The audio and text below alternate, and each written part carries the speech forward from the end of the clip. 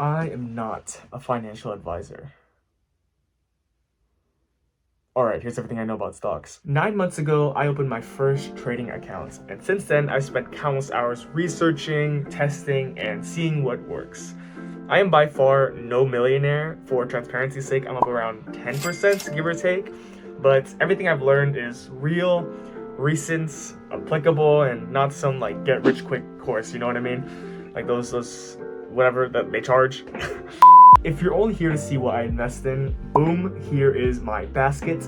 But if you want to understand the full picture, how I build my plan, how I think about allocation and risk, and what actually works, stick around and I'll break it down as simply as I can. It can be overwhelming as balls, to say the least, when getting into stocks. You could lose a lot of money, and if you don't know what you're doing, it is rough. It is really rough. But today I'm going to try to distill all the knowledge I know into this format. First will be a quick little story behind how I got into stocks. Then we'll move on to 5 misconceptions that I used to have. Then we'll briefly move on to how to open an account, because I know a lot of people are interested in that. Next, we'll talk about 4 types of allocation that you should care about. Following will be 4 types of stocks that you should be caring about. And then finally, we'll wrap it up with what I recommend that you should invest in. My investing journey started when I was just a kid. Just imagine a little rat, right? I'm not sure if you guys can relate, but I spent a large part of my childhood watching my dad day trade stocks every single day, like years on end. And he ended up negative with all that time. It was really sickening, to be honest. Instead of working at a job and like securing us financial freedom, he would always just spend his hours looking at a computer, just hoping to, I guess, make $1 million, right? And he would just spend hours losing money, and it made me really scared of stocks. Like, I didn't want to touch that. But when I came into college, a lot of people started bringing up investing in stocks. Like my friends and the online community, the internet, like they'd be like, "Oh, stocks, you should invest in it. You should invest in it." I'm like, yeah, I know stocks are good for me, but like I never felt that urgency. You know what I mean? Like I feel like urgency pushes us to, ride or die, or flight or flight. Like you need to do it. But I never felt that. But that all changed when I met this guy who we will call Bob. Bob was a social, silly little guy, coworker of mine, and we chat on break, joke around, and he's not the type you'd imagine like being a stock type of guy. But one day, like when we were just yapping, he talks about like his portfolio and like he's been making thousands and he's up so much percent in this past year. I'm like, wow, that is crazy. Because I'm like, this Bob guy can do it, like he's no genius. Oh, I'm no hate to him, but like if he can do it, I don't need to be a genius to start. If he can do it, I can do it too. So that's how I got started on stocks. But when starting out, I ran into a wall. Several walls. There is so much information out there on stocks and investing, and like half of them contradict each other. So let's talk about common misconceptions. Oh, okay, let us rapid fire through these. You have to be rich to invest. Nope, not at all. Even with $5 a day, with average market returns of 10% a year, you can make $100,000 in 20 years. Now, imagine if you did $25 a day, boom, you're half a millionaire in 20 years. Trading stocks is quick money. No, it is not. It is about building financial freedom brick by goddamn brick. More trades equals more gains. Nope. In reality, the more you look at those charts, the more it takes away from your life. You want this to be something you just set it and forget it. You don't want to be focusing your whole life around this. And even you do more trades, you'll still lose. Like it just builds up fees and taxes. Don't do so many trades. You should wait for the dip to maximize profits. Look, I was there. I completely understand the logic. I thought I was smart, but oftentimes, that dip doesn't come and you miss out on potential gains. So just dollar cost average. You need to be a professional, and stocks are really complicated. It's not, and this video will help you get over that fear, which leads us to our next point of opening an account. By the way, if you are enjoying this video, please leave a like. It helps out more than you could ever imagine. Alright, opening an account is easy. First, don't get stuck on deciding which brokerage to choose. They all have pros and cons. Since I use Charles Schwab, that's what I'll be recommending. First, go to your computer, type in Charles Schwab, click open an account, hit individual brokerage, get started, fill out a bunch of information, and eventually, boom, you will have an account. Don't overcomplicate it. Just sit down one night and knock it out in 1 hour. I can't walk you through every step, but the only real obstacle is your imaginary fear of this giant monster, when in reality it's just a level 1 slime. Up until this point, you haven't lost money yet, so don't panic. Now that you've opened your account, let's quickly talk about this idea of allocation. So allocation is how you decide to distribute something. Throughout my investing journey, I've learned that these 4 types of allocation are the most important, and these are the ones that you should know. So the first one is allocation among sectors. There are 11 sectors in the economy, like technology, energy, real estate, healthcare, whatever.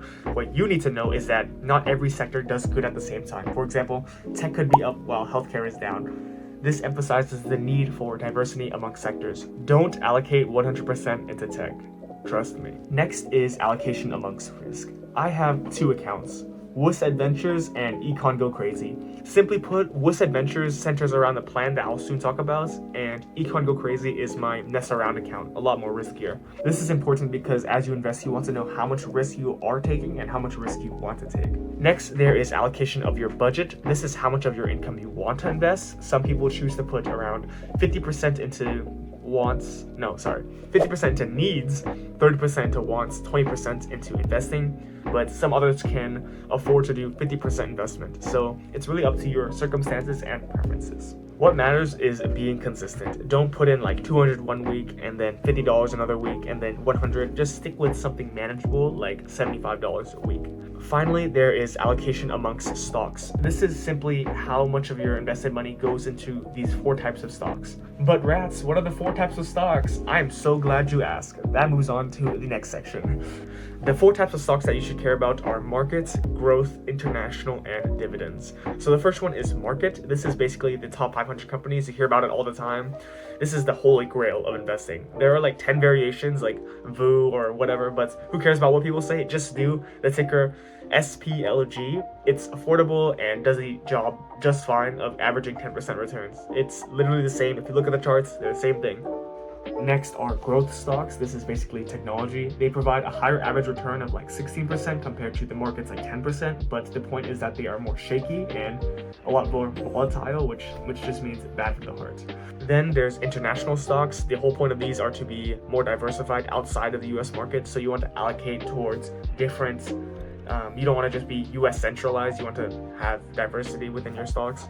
And then finally, there are dividend stocks. While they don't grow too much, they give you money from time to time. The only dividend stocks that you should really consider are the ones that are dividend kings. These have consistent track records of over 50 years, and those are the good ones. The other ones that say like 10%, 20% dividend yield, not so good. Dividends can get really tricky, but in summary, don't be super enticed by this idea of passive income. Although it sounds really good, let's think about this scenario. So there's this thing called capital appreciation, right? That's like when a stock goes from 100 to 110 over a year. Let's keep that concept in mind. So let's imagine comparing 2 stocks, a market stock and a dividend stock. The market stock capital appreciates from 100 to 110, right? With no dividend yield. But then let's look at the dividend stock. The dividend stock appreciates 100 to 104, but provides a $2 dividend.